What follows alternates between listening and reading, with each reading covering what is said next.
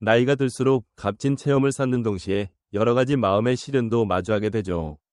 주변에서 존중을 받고 평온하고 잔잔한 삶을 살면서 사람들에게 사랑받으려면 어떻게 해야 할까요? 그 비결은 사람과 어울리는 방법을 슬기롭게 택하는 데 있다고 볼 수 있어요. 나이 들수록 말하지 않고 하지 않고 어울리지 않는 몇 가지를 지키면 마음을 함정에 빠뜨리는 일을 피할 수 있고, 더불어 잘못에 빠지기 쉬운 세 가지를 깨달으면 평온하고 알찬 뒤 시절을 보낼 수 있다는 거예요. 얼핏 간단해 보이지만 깊은 속뜻이 담긴 이 지혜를 함께 살펴보면서 존중받을 뿐 아니라 보람찬 삶을 살아가는 길을 찾아보도록 해요. 먼저 말하지 않는 세 가지가 있어요.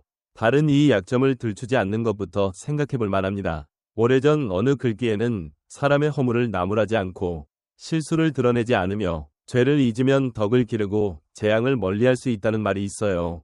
이는 단순한 생각거리 정도가 아니라 말 한마디를 삼가는 것이야말로 살아가면서 스스로를 번거로움에서 지키는 길이라는 깊은 가르침이죠.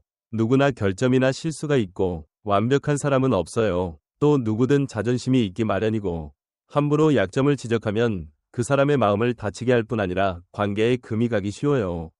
슬기로운 사람은 상대의 결점을 알아도 곧바로 폭로하거나 판단하지 않고 적절한 때를 골라 공감 어린 조언을 건네죠. 이는 상대가 더 나아지도록 돕는 동시에 존중과 배려를 전하는 태도기도 해요. 결국 남의 부족한 점을 굳이 입에 올리지 않는 건 곧 내 마음의 덕을 키우는 길이기도 해요.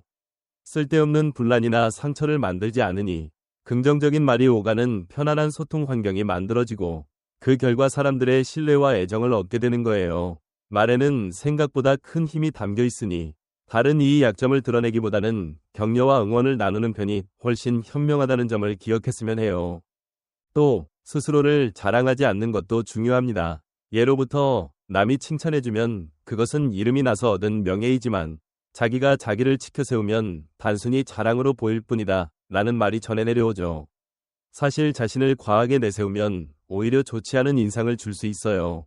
오래된 가르침에서도 스스로 옳다고 여기지 않는 사람에게 참다운 슬기가 있고, 자기 공을 뽐내지 않는 자야말로 공적이 인정받으며 거만하지 않은 이가 이 일을 키우고 발전시킨다는 점을 강조해요.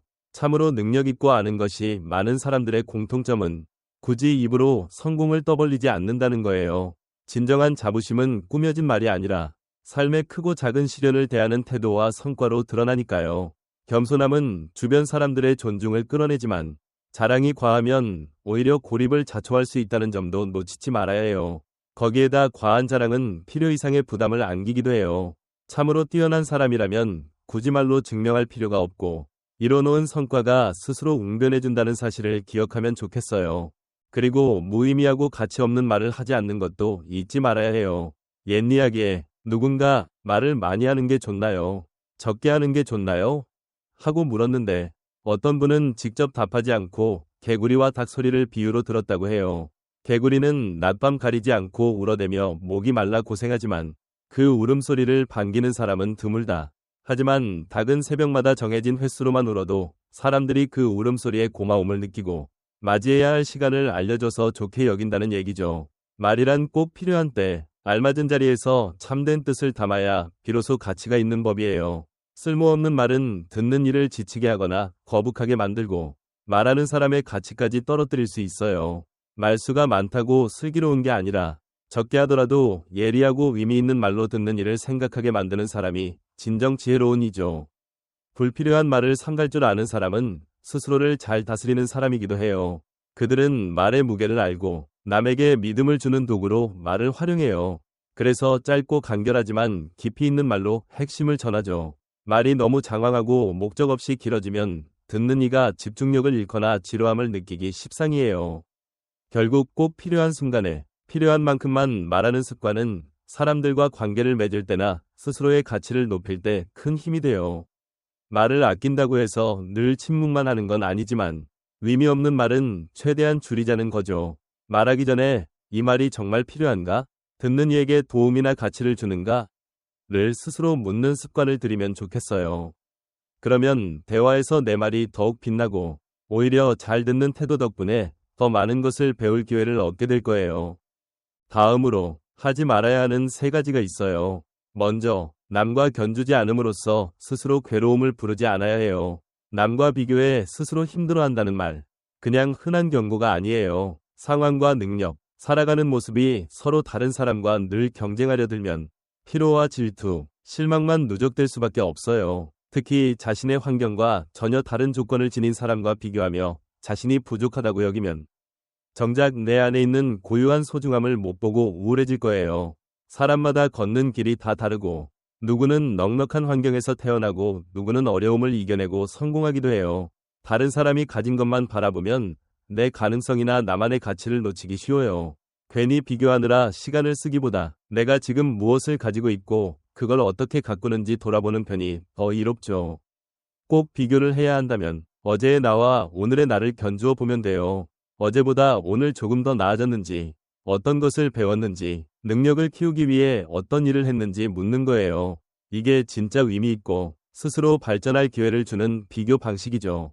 어차피 사람마다 목표도 다르고 속도도 다르고 사정도 달라요. 남과 비교하느라 소중한 현재를 낭비하면 안 돼요. 삶은 남을 이기는 경주가 아니라 스스로를 찾아가고 키워가는 과정이라는 점을 잊지 않았으면 해요. 또 다른 사람을 해치거나 해코지하려 들지 말아야 해요. 옛말에 질투심은 독시약과 같아서 남을 해치려 하면 결국 스스로도 해치게 된다는 이야기가 있어요. 누군가를 부러워하거나 미워하거나 그 사람에게 상처 주려는 마음이 일어나면 결국 괴로운 기분으로 내 마음을 가득 채우게 되고 평온함을 잃기 쉬워요. 사람마다 각각 독특한 가치를 지니고 누구나 쉽지 않은 노력을 거쳐 오늘에 이른다는 점을 이해한다면 누군가 성과를 내거나 좋은 일을 해냈을 때 시샘하기보다 기쁜 마음으로 축하해줄 줄 알아야 해요.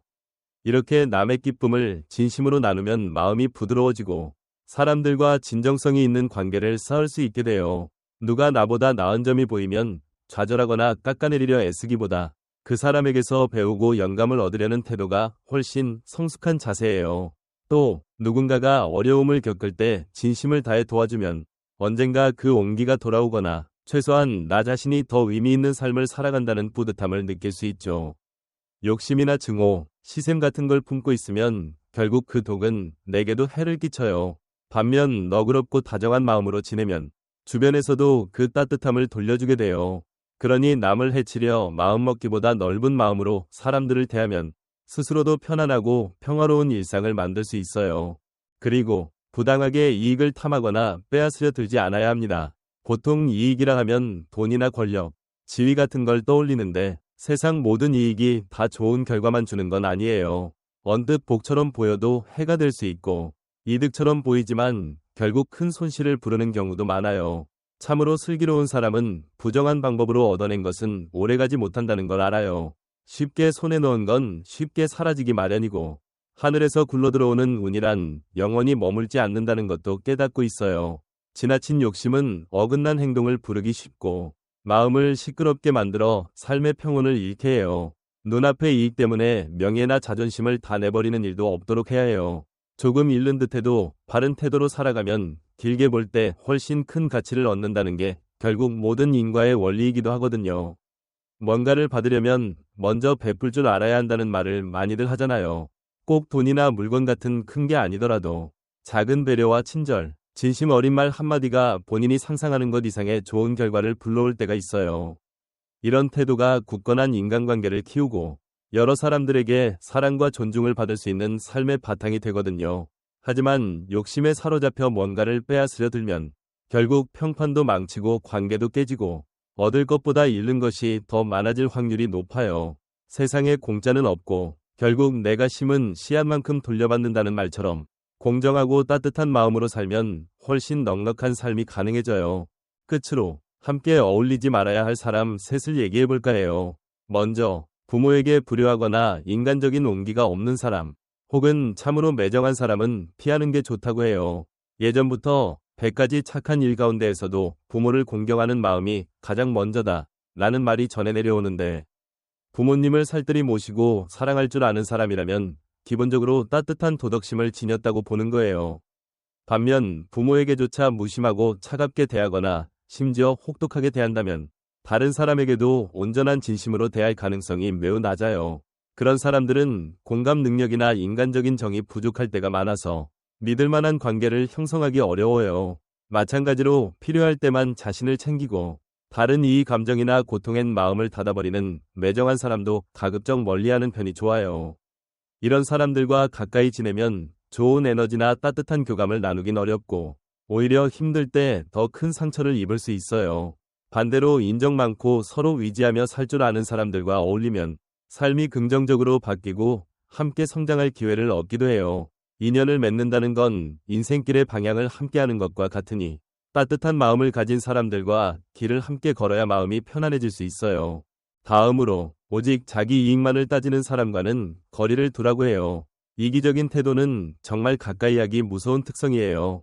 그런 사람들은 자기 득실만 계산해서 남이 무엇을 희생하거나 기여하든 신경 쓰지 않아요. 목적을 이루기 위해선 가족이든 친구든 쉽게 이용하거나 배신할 수도 있죠. 이런 사람 옆에 있으면 항상 주기만 하고 결국 내가 지치기 쉬워요. 이기적인 사람은 언제든 자기에게 유리하면 약속도 어기고 정인이 위린이 다 무시할 수 있어요.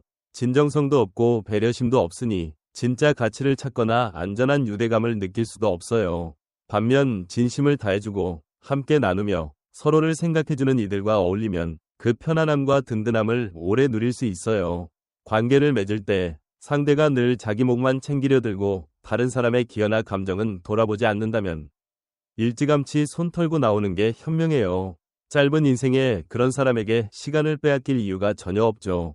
마지막으로 믿음을 저버리는 사람과 어울리지 않아야 해요. 서로 믿어주는 마음은 사람답게 살아가는데 꼭 필요한 가치 가운데 하나예요. 공자라는 옛 성현도 사람에게서 믿음이 사라지면 어디에도 설 수 없다 라는 말을 남겼다고 전해지는데 신뢰를 저버리는 사람은 내면의 인격과 가치도 스스로 허물고 있는 거예요. 그런 사람은 아무리 가까워도 결국 내게서 필요로 하는 것만 쥐고 언제든 등을 돌릴 수 있어요. 그들은 말의 무게를 중요하게 여기지 않고 약속은 일시적으로 신뢰를 얻기 위한 도구일 뿐이라서 상황이 바뀌면 언제라도 배신할 수 있어요. 이런 사람과 함께하면 내 소중한 시간과 마음만 낭비되고 일이 틀어지거나 깊은 상처를 입을 위험이 커요. 하지만 신뢰를 지키는 사람은 항상 약속을 지키고 원칙에 따라 행동하며 주변 사람들과 쌓은 관계를 진심으로 귀하게 여겨요. 그런 태도가 오랜 시간에 걸쳐 믿음을 쌓고 서로 지지해주는 든든한 관계를 만들어내죠. 결국 사람은 자기 품격과 자존을 지키기 위해 책임감을 가져야 하고 한번 뱉은 말은 지키려 애써야 해요. 이게 서로를 이어주는 가장 강력한 끈이니까요. 믿음을 저버리는 사람과 섞여 지내면 결국 피곤함과 실망만 남아요. 그러니 약속을 소중히 생각하고 진심으로 감정을 아껴주며 믿음을 우선하는 사람들과 함께해야 해요. 믿음이란 돈보다도 귀하다는 옛 말처럼 믿음을 중심에 둔 관계는 오랜 세월 동안 가치 있고 소중하게 이어질 거예요. 이렇게 살펴본 이야기가 조금이나마 가슴에 와닿았다면 여러분의 느낌을 댓글로 알려주시면 고맙겠습니다. 괜찮다고 느끼셨다면 1을, 별로였다면 2를 남겨주세요. 앞으로 더 많은 이야기를 전해드리기 위해 함께 해주시려면 구독과 알림종을 눌러주시면 큰 힘이 돼요. 오늘도 함께 해주셔서 정말 고맙습니다.